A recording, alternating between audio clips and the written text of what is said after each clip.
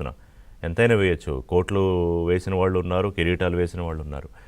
So అంటే ఇంతమంది భక్తుల మనోభావాలతో ఆడుకుంటూ దాన్ని చాలా చిన్న వ్యవహారంగా కొట్టిపడేస్తూ తెర వెనకాల చాలా జరిపించేసి బయటికి ఏమీ తెలియనట్టు నటిస్తూ, నాకు మీరు కూటమి ప్రభుత్వం నుంచి తెలుగుదేశం పార్టీ ప్రతినిధిగా ఒకటి చెప్పండి, వీళ్ళందరూ రేపు చట్టం ముందు నిలబడగలుగుతారా, నిలబెట్టగలుగుతారా, సమాధానం చెప్పించగలుగుతారా? పోరాటం పైకి ఒకళ్ళో ఇద్దరు భానుగారు లాంటి వాళ్ళు కనిపించవచ్చు కాక, ప్రభుత్వం సీరియస్గా ఉండొచ్చు కాక, కానీ ఎండ్ ఆఫ్ ది డే వీళ్ళందరూ ఎవరికి సమాధానం చెప్పాలంటే కోట్ల మంది భక్తుల విశ్వాసాలకు చెప్పాలి. నాకు తెలిసి నేను చూస్తున్నాను, తప్పకుండా ప్రభుత్వం చేయవలసిన అన్ని రకాల ఇన్వెస్టిగేషన్ చేస్తుంది. మీరే చూస్తున్నారు ఇప్పుడు ఏం జరిగింది.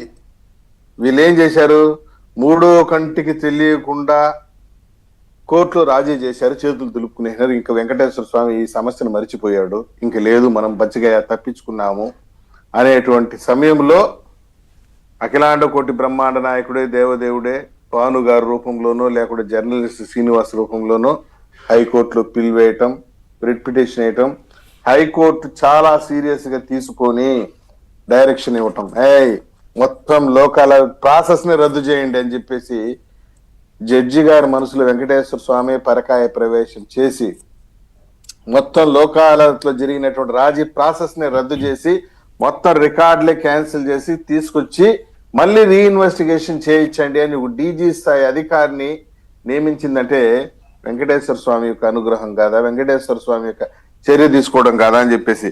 సార్, దాదాపుగా 16 బండల్స్ రికార్డులు స్వాధీనం చేసుకున్నారు. అందులో హైకోర్టు దాదాపు 28 అబ్జెక్షన్స్ రైజ్ చేసింది. ఇప్పటికి కూడా 28 అబ్జెక్షన్స్ కి టీటీడీ అధికారుల దగ్గర నుండి కానీ బోర్డు నుండి కానీ ఏమాత్రం సమాధానం లేదు. The court has minutely gone through the 16 bundles submitted by the director general CBCID. వీళ్ళు చేసినటువంటి పాపం ఈ పరకామనికి సంబంధించి 16 బండల్స్ ఉన్నాయి.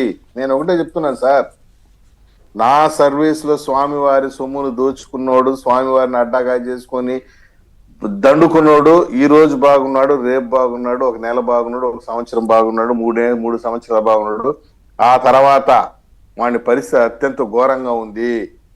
నేను వెంకటేశ్వర స్వామి భక్తుడిగా చెప్తున్నాను, ఇక్కడ జిల్లా కోర్టులో తప్పించుకోవచ్చు, హైకోర్టులో తప్పించుకోవచ్చు, సుప్రీం కోర్టులో కూడా తప్పించుకోవచ్చు కాక మీరు, కానీ పైన వెంకటేశ్వర స్వామి కోర్టు ఉంది. అక్కడ no hearing, no trial, no arguments, only జడ్జిమెంటే ఉంటుంది. మీరు చేసిన పాపాలన్నీ అక్కడ బయటపడతాయి. నిన్న కరుణాకర్ రెడ్డి మాట్లాడుతున్నాడు కదా, ఏదో పిచ్చి పిచ్చిగా నైల్ నది లోతెంత, దాంట్లో చేపలు ఎన్ని ఉన్నాయి, దీంట్లో మొసళ్ళు ఎన్ని ఉన్నాయి నన్ను అడిగారు. నిన్ను అడిగిన ప్రశ్న లేదు అది చెప్పాయి అంటే అది చెప్పకుండా డీవియేట్ చేస్తున్నాడు. నేను చెప్తున్నా, నువ్వు రవికుమార్ దగ్గర నుండి ఎంత వాటా పుచ్చుకున్నావు అని ప్రశ్న అడిగింది, దాని కప్పిపుచ్చాడు ఆయన. పైగా ఇంకొక ముఖ్యమైన విషయం ఏంటంటే, సీఎంఓ అని ఒప్పించింది ఎవరు, నువ్వు కాదా అని అడిగింది. చీఫ్ మినిస్టర్ యొక్క కార్యాలయాన్ని, సార్ ఇప్పుడు జరిగింది it's not a small aspect, very big incident. CMO involvement ఉంది. సీఎంఓలో ఒక ఓఎస్డి స్థాయి అధికారి ఇన్వాల్వ్ అయ్యి అప్పటి ఉన్నటువంటి ఒక ఐపీఎస్ అధికారి పైన ఒత్తిడి చేసి ఈ కేసును ఎలాగైనా రాజీ చేయించని చెప్పారు. ఈ కేసును ఎలాగైనా రాజీ చేయించండి అని చెప్పి సీఎంఓ ఇన్వాల్వ్మెంట్ తో జరిగింది ఇది. లేకుంటే ఆషామాషిగా ఏది సార్, ఒక గుమస్తాన్ని కాపాడడానికి వీళ్ళందరూ ఎందుకు రంగంలో దిగారు? మొత్తం ఇప్పుడు తిరుమల కొండపైన చిన్న చిన్న నేరాలు జరుగుతుంటాయి, కానీ వాళ్ళు ఎవరిని కాపాడడానికి ఎవరు రంగంలోకి దిగలేదు కదా. ఒక గుమస్తాన్ని కాపాడడానికి మాత్రం మీరు ఎందుకు రంగంలోకి దిగారు? కరెక్ట్ గా చెప్పారు. ఇప్పుడు కరుణాకర్ రెడ్డి గారిని పిలవడానికి ముందు ధర్మారెడ్డి గారిని పిలిచారు, ధర్మారెడ్డి గారిని పిలవడానికి ముందు సతీష్ కుమార్ గారిని పిలిచారు, సతీష్ కుమార్ గారిని పిలవడానికి ముందు ఒకరిద్దరు రవికుమార్ ని పిలిచారు, ఇంకొకరు పిలిచారు.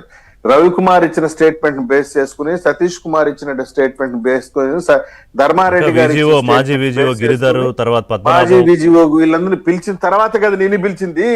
వాళ్ళు ఇచ్చిన స్టేట్మెంట్స్ అన్నిటిని కొరాబరేట్ చేసుకుని నిన్ను పిలిచారు. సత్యమూర్తి గారు చెప్పండి. ఆ సమాధానం చెప్పకుండా నువ్వు పిట్ట కథలు చెప్పేస్తే ఇక్కడ తప్పించుకోవచ్చేమో. వాళ్ళకి అర్థం అవుతుంది మీ పత్రికలో, మీ సోషల్ మీడియాలో ఏం రాసినా. పైగా ఇంకో ముఖ్యమైన విషయం ఏంటంటే, కరుణాకర్ రెడ్డి గారు మాట్లాడింది పచ్చ సునకాలంట. అదే పచ్చ అదే శునకాలు. పచ్చ శునకాలు విరోచన ఆయన ఈయన, ఆయన ఇష్టం, ఇంకా ఆయన భాష. ఇప్పుడు సత్యమూర్తి గారు మన సుబ్బారెడ్డి ఏమంటారంటే, ఆయన ఇంటికి వచ్చి విచారిస్తే సిట్టు వాళ్ళకి చెమటలు పట్టించేసేట, ఏది సుబ్బారెడ్డి రివర్స్లో, ఏది కల్తీ వ్యవహారం. ఇప్పుడేమో ఈయన ఏదో పాపం అధికారులు